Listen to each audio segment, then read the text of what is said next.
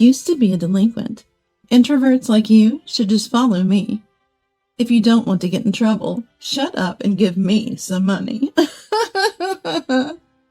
Nicole, the self-proclaimed former delinquent mom friend, always finds a way to get involved. Despite looking down on working mom friends, she's the one demanding money. In the end, she pretends like she never asked for money at all. I couldn't help but reveal my true self to Nicole. Finally, the time came for me to confront her. I'm Sally, 32 years old. I'm raising 2 kids in kindergarten while working from home. I've tried to keep my interactions with kindergarten mom friends as unobtrusive as possible.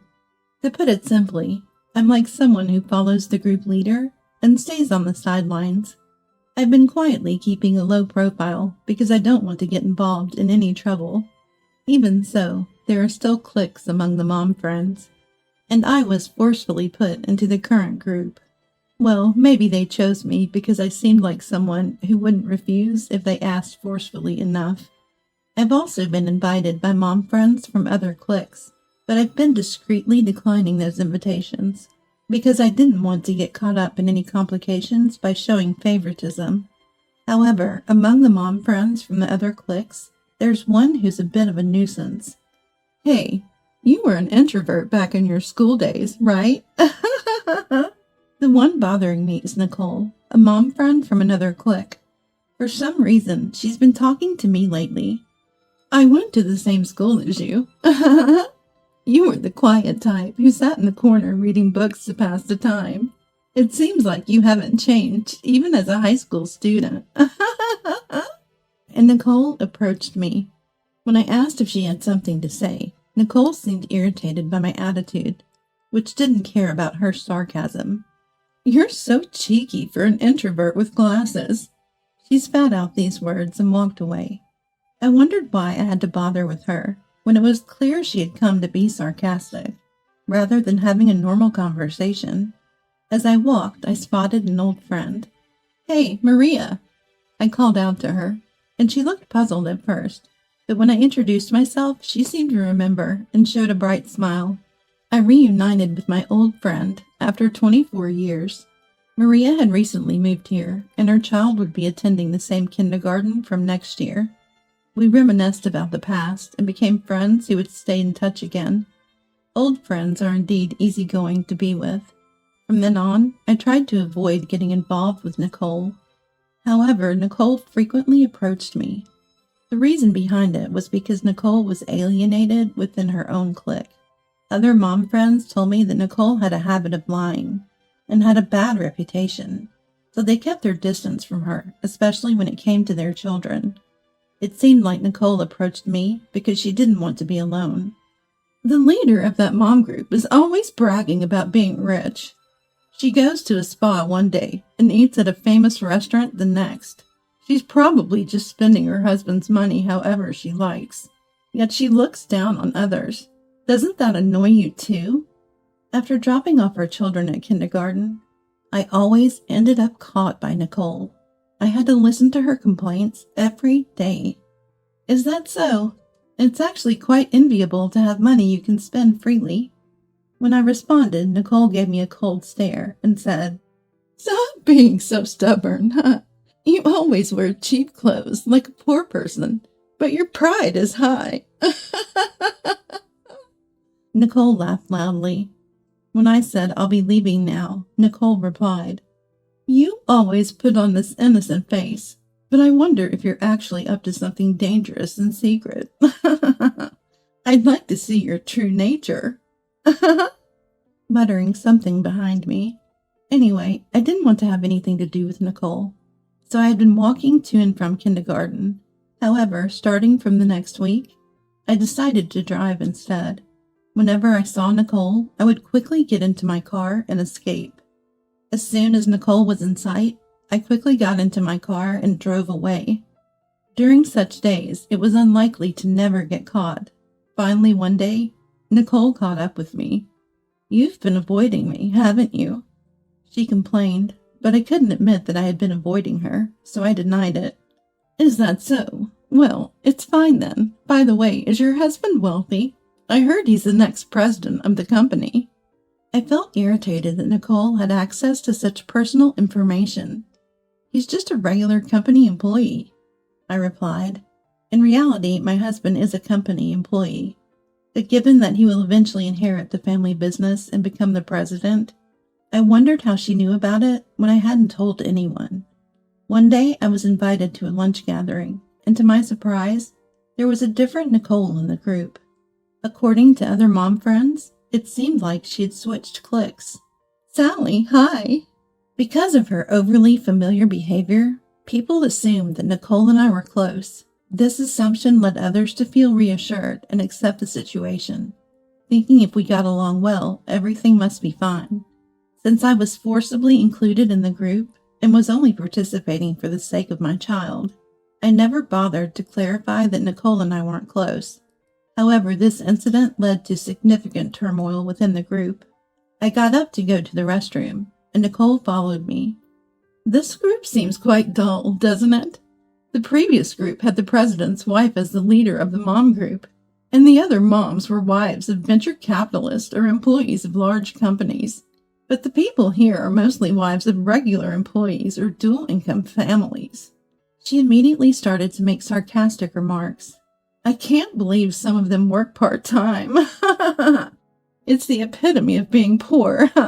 I've never worked a day in my life. Well, I thought to myself that she could always go back to her previous group if she had complaints. I let Nicole's comment slide. Oh, wait a minute. I forgot my wallet. Can you lend me some money? She had the audacity to say that. I'm not sure about lending money. As I hesitated, are you trying to embarrass me? It's just $20. I'll pay you back tomorrow. Isn't that okay? Nicole had an oddly condescending tone. I reluctantly handed her some money under the table before settling the bill. After that, Nicole started asking me for money regularly. But she always paid me back the next day, so I didn't mind, and I would give her some from my allowance. One day, when I went to pick up the kids from kindergarten, Nicole invited us to go have dessert. The kids were excited and eager to go, so I agreed.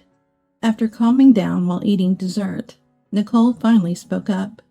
By the way, I heard you started working recently, she said, catching me off guard. Only a few people knew that I had started working, so I couldn't help but wonder how she found out, and I was surprised that my personal information might have been leaked. I mustered the courage to ask her where she had heard about both my previous husband's job and my current job. Huh? I just looked it up myself, she replied in a matter-of-fact tone. Regarding my husband's job, she'd apparently found his social media profiles.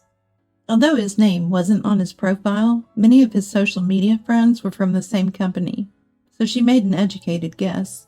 She mentioned that she had researched the company name and confirmed the CEO's last name matched mine. She said she did it to get me to tell her the truth. As for my job, she claimed she'd heard about it from the leader of the mom group.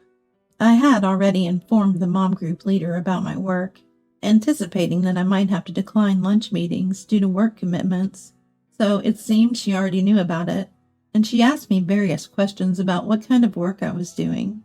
When I mentioned that I worked from home, Nicole expressed interest in doing something similar and asked me to teach her how.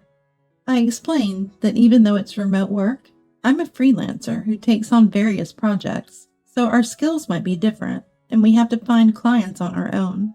Well, do you need any help? I can assist you at a low hourly rate, she said. I clarified that since I work on a contract basis with clients, I can't have someone help me. Well, it's just pocket money for housewives, right? Is it some simple task? By the way, I tried doing piecework once, but the hourly rate was so low I quit.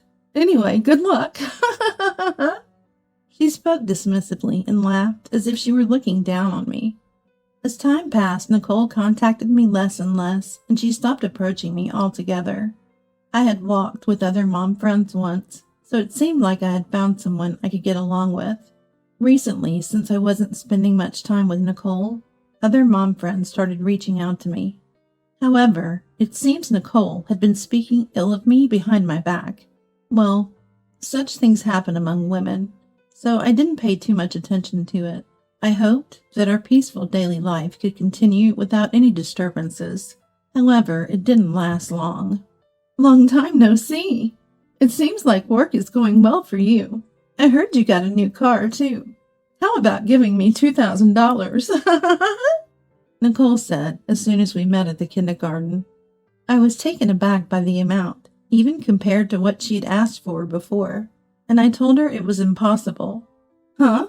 Your husband is the next CEO, and you're working too, so $2,000 is nothing, right? Heartless woman, give me the money. She demanded. If $2,000 was considered nothing, she could earn it herself by working. But what did she think of other people's hard-earned money? Anyway, lending such a large sum of money is impossible, I told her. Huh? What are you saying? I'm not asking you to lend it to me. Do you think you can talk to me like that? Nicole crossed her arms and laughed as if she was mocking me. I looked puzzled, and Nicole said, I used to be a delinquent, you know. Introverts like you have no use for me anyway. There's no purpose for you. I'll find a meaningful use for you. So if you don't want to get in trouble, give me the money quietly, she said to me. When I questioned what she meant by meaningful use, Nicole retorted, That's none of your business. If there's a repayment plan and you're willing to sign a promissory note, then I might consider lending it to you. Nicole agreed and signed a promissory note while promising to repay within a week. When the 1-week deadline for repayment came, I contacted Nicole to remind her to pay back the money. Huh? What are you talking about? She pretended not to know. Well, there's a promissory note, and I think you can't avoid it. When I conveyed this, Nicole replied as if mocking me. Did you properly check the promissory note? Her reply came with a tone that seemed almost mocking. No matter how many times I checked the promissory note, I couldn't understand the meaning behind Nicole's words. I tried to talk to her directly, to ask her, but Nicole was blatantly avoiding me. Even when I approached her during kindergarten-related matters, she would ignore me. Moreover, when I tried to talk to other mom friends, they also began to act distant. This continued for about 2 weeks. However, during this time, I was summoned by the leader of the mom group and told that I should step away from the group. Not that I had been deeply involved, or that it had any real consequences for me, so being removed from the group wasn't a problem. However, if I had to say, I was worried it might affect the children, and my concern turned out to be correct. My child was crying because they couldn't go to the other children's home to play. When I asked for the reason, it turned out that it was because they had been told not to associate with us. I contacted Clara, one of the mom friends. I still had some connection within the group, and asked why such an exclusion was happening. Clara started speaking apologetically. According to her, Nicole had invited her to a family restaurant, and when she arrived, members other than me were present. Nicole claimed that she had heard I often complained about the mom friends in the group, and that this had angered the leader of the mom group. According to Nicole, the leader had decided to remove anyone causing disturbances within the group. Hearing this, I was furious. I had never spoken ill of not only the mom friends within the group, but also the mom friends from other groups until now. When I told these mom friends that what Nicole had been saying was not true, I found it hard to believe that Sally was bad-mouthing others because of what Nicole had said. But everyone's opinions aligned, and it turned out like this. I'm sorry. She apologized, saying, Thanks to these mom friends, I realized that Nicole was trying to portray me as the villain and isolate me. Furthermore, after I left, it seemed that things became awkward within the group, and there were frequent fights. Afterward, I went to talk to each mom friend in the group except for the leader of the mom group. Everyone had heard bad things from Nicole, and the conversation went smoothly. We decided to call the mom group leader to a cafe. The mom group leader was surprised to see me instead of Nicole, but with the cooperation of the other mom friends, we could resolve the misunderstanding. It became clear that Nicole had been spreading false rumors and talking nonsense about each of us. All the mom friends were angry, and one of them started complaining about Nicole. I was surprised to hear the complaints. But it seems that Nicole had also borrowed money from the other mom friends. I also lent her tens of dollars during payments. She asked for $2,000 recently. When I mentioned this, other mom friends said they were also asked for loans. Well, I was the only one asked for $2,000, but it seems like she was demanding money from everyone. Some people like me have written promissory notes, while others have been contacted through messages. After considering various options, we decided to confront Nicole directly. 1 week later, we summoned Nicole to a family restaurant. What? Why is Sally here? Have you already reconciled? Seriously, women change their attitudes so quickly, don't they? Nicole said these words as soon as we met, and I had reached my limit. Besides, she would be the one changing her attitude quickly. I'm furious, not only because you've been spreading baseless rumors and bad-mouthing others, but also because we called you to resolve the issue of the money everyone has lent. When I said this, Nicole's expression changed. What? Are you all sharing that much? It's a violation of privacy, she exclaimed. I was angry. If you talk about violating privacy, what about you spreading baseless rumors about everyone? Isn't that a violation of privacy too? And she replied, I'm fine with it, but you guys aren't. She conveniently said, Anyway, I told her to repay the money to everyone. Look, examine the promissory note carefully. My full name is Nicole Clark, but on the promissory note, it says Nicole Clark, right? It's invalid.